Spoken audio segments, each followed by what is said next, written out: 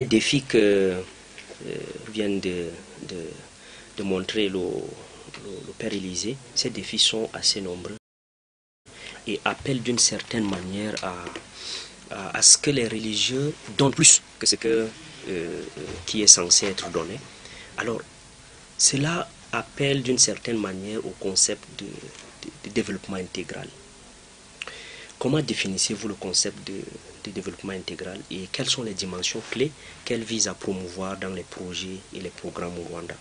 Et d'une certaine manière, quels sont les principaux défis auxquels sont confrontés dans la mise en œuvre de ces initiatives? Et comment donc les surmonter? Merci beaucoup, cher Benjamin. Pour commencer, je dirais que la notion du développement intégral de l'homme a été théorisée par le pape Paul VI dans son inscrit que Populorum Progressio en 1967 et dont on célèbre aujourd'hui, je dirais, le 57e anniversaire, si je ne me trompe pas, n'est-ce pas, le 57e anniversaire depuis sa publication. Selon Paul VI, donc, le développement ne se réduit pas à la simple croissance économique. Oui. Pour être authentique, donc pour que le développement soit authentique, il doit être intégral, c'est-à-dire promouvoir tout homme, c'est-à-dire tous les citoyens, toutes les couches sociales, sans distinction aucune. Il doit promouvoir aussi tout l'homme, c'est-à-dire l'homme dans toutes ses dimensions importantes de sa vie, c'est-à-dire la vie intellectuelle, la vie spirituelle, la vie religieuse, la vie sociale et la vie affective et culturelle, pour ne citer que peu. Si on pensait seulement au développement économique, sans penser à la personne humaine, on aurait raté vraiment le tournant. Et si on voulait développer la personne humaine et focaliser seulement sur une seule dimension de sa vie, on aura aussi perdu le tournant. Si on développe par exemple sa dimension intellectuelle, eh bien on aura même des génies, on aura des scientifiques, mais comme dit l'adage français, eh bien la science sans conscience ne sera que ruiner de l'âme.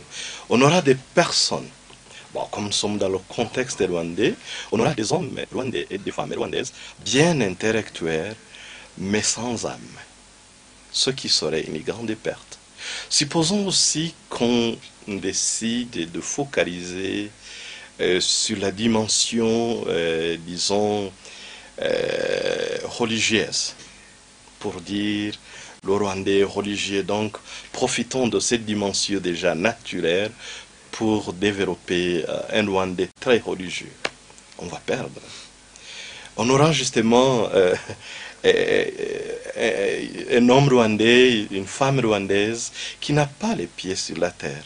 Oui, mais qui vit au ciel, bien entendu, comme ce que nous voyons aujourd'hui, mais sans savoir ce qui se passe dans sa maison. Oui, il aura beau justement danser avec les anges, chanter avec les anges toute la journée, mais ayant oublié que ses enfants ont fait. Ça, c'est pas une religion, ça, c'est pas une vie religieuse. Il aura oublié ses responsabilités familiales. Il aura oublié ses responsabilités aussi de citoyen. Mais si on développe une personne qui vraiment intellectuellement bien construite, religieusement équilibrée, Il faudra aussi penser à une personne affectivement bien construite, parce que Élisée en a fait allusion aujourd'hui. Dire qu'il y a un Douandais, une Douandaise qui ne soit pas blessé quelque part, qui ne se promène pas avec une blessure quelconque, ayant vécu vraiment dans le concret de notre histoire, ce serait vraiment un mensonge. Alors, on est d'abord blessé dans notre affectivité. Nous savons vraiment, la population rwandaise a une affectivité blessée. Comment réparer une telle affectivité pour que nous ayons encore les hommes et les femmes qui savent bien aimer, qui savent bien prendre soin de leur famille, qui puissent être des religieux, religieuses capables de transmettre l'affection véritable, qui ne soient pas désordonnés, pour emprunter le terme d'Ignace de Royora. Ça, c'est vraiment un devoir très important pour notre pays. Donc, ce développement intégral est très important. Bon, dans l'intégralité, entre aussi la dimension culturelle. On se trompe souvent que l'on connaît vraiment la culture par le fait qu'on parle seulement la langue. Non, dans la culture, la langue n'est qu'un élément. Les valeurs de notre culture, aujourd'hui qui s'opèrent justement au profit des courants qui nous viennent d'ailleurs, un monde est déjà bafoué, comme disait Élisée, les valeurs comme la générosité qui est en train de s'opérer au profit d'un individualisme et d'un narcissisme déjà très, très répandu, les valeurs de l'accueil et de la, et je dirais, et de la synodalité, comme on dit, et du travail d'ensemble et de la vie partagée, nous sommes en train de perdre toutes ces valeurs. Alors, aujourd'hui, reconstruire notre population, reconstruire les membres de notre Église sans penser à toutes ces dimensions, ça serait vraiment se faire des illusions. Donc pour notre société rwandaise, qui n'est d'ailleurs pas à l'abri des défis de l'ordre mondial, l'un des grands défis que rencontrent les évangélisateurs, c'est bien le virus de la mentalité tribale, par exemple, avec toutes ces implications.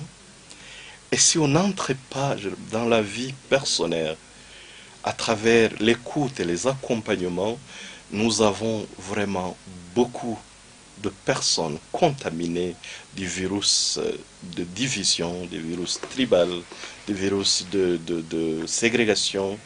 Et comment justement guérir la société, sinon par une action intégrale, sinon par un développement intégral. Voilà donc, cher Benjamin, ce que je peux dire à propos de justement de ce développement intégral dont nous parlons ici. Merci, docteur Eugène, pour ces éclaircissements qui disent plus que nous l'attendons. Alors, nous nous tournons vers docteur Élisée. Nous allons encore revenir dans votre livre. Dans votre livre, vous avez d'une certaine manière critiqué le manque de leadership prophétique durant le génocide perpétré contre les Tutsis en 1994. Quel changement spécifique proposez-vous pour renforcer l'éthique et la crédibilité de l'Église catholique rwandaise aujourd'hui? Et d'une certaine façon, quelles sont vos aspirations et vos espoirs